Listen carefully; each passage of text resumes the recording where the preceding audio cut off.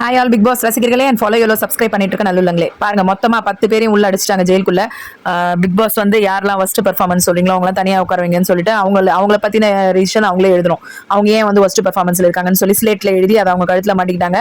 Best பெர்ஃபார்மன்ஸ்ல as usual Vikram Vikkals, கனி, Prajan, Sandra, Arora, அப்புறம் சபரி. ஒண்ணுமே புரிய மாட்டேங்குது.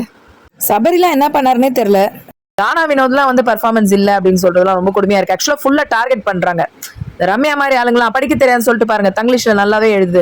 கன்னடா மீடியம் அவ்வளவுதான், ஆனா அது கூடவே படிக்கவே தெரியாத மாதிரி ஸ்கூல் டாஸ்க்ல ஒரு சீனை போட்டு அதுவும் வந்து தலையும் ஆயாச்சு. அந்த தலை ஆன வீக்ல பிஜேஎஸ் கேட்டாரு, நீ எல்லாம் வந்து பர்ஃபார்மன்ஸே இல்ல அப்படின்னு சொல்லி சொன்ன ஆளை வந்து தலையாக்கி ஒரு வாரம் அழகு பார்த்து அந்த அம்மாவை எப்படியாவது 75 நாளைக்குள்ள கூட்டு வந்துருவாங்க போல இருக்கு. தண்டமா இருக்கிற ரம்யாவை இது ஒண்ணு இருக்கு பாருங்க, ஒரு அடங்காப்பிடாரி ஆதிரைய.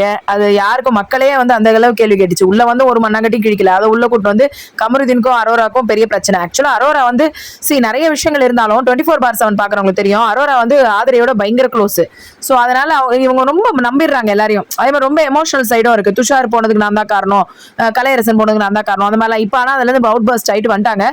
பக்காவா வந்து கமருதீனை எந்த ஸ்பேஸ்னா ஃப்ரெண்ட் ஜோன்ல தான் வச்சிருக்காங்க. ஆனா கமருதீன் தான் வந்து உண்மையா சொல்ல போனா 2 பேர்கிட்டயும் ஓகே டே டியூட்டி நைட் டியூட்டின்ற மாதிரி அப்படி தள்ளிட்டு போயிடலாம் நினைச்சாரு. பட் அதுல வந்து நடுவில் அரோரா வந்து கொஞ்சம் உஷாராகி வெளில வந்துட்டாங்க.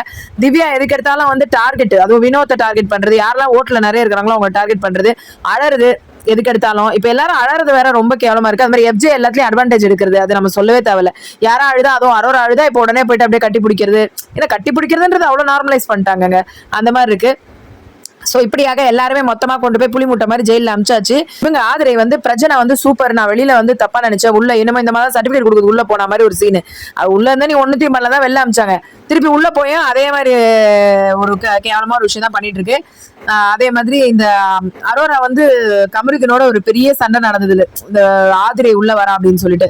அந்த சண்டையை வந்து இவங்க கிட்ட எல்லாம் எக்ஸ்பிளைன் பண்ணி ரொம்ப அந்த பொண்ணுக்கு சென்ஸ் ஆஃப் ஹியூமர் இருக்கு அரோராக்கு. சோ அதை வச்சு அப்படியே கொஞ்சம் காமிக்கலா பேசி அப்படியே கொஞ்சம் அவங்க கிட்ட எல்லாம் ஷேர் பண்றாங்க. நான் வந்து இப்பெல்லாம் வந்து பாரு என்கிட்ட பிரச்சனை பண்ணிச்சுன்னா வேற மாதிரி ஆக்கிடுவேன், அப்ப குறியீடு காமிச்ச போது எனக்கு கோவம் வரல, இப்பெல்லாம் காமிச்சா பயங்கரமா வந்து இது பண்ணிருப்பேன் அப்படிலாம் சொல்லிட்டு பேசிட்டு இருக்காங்க.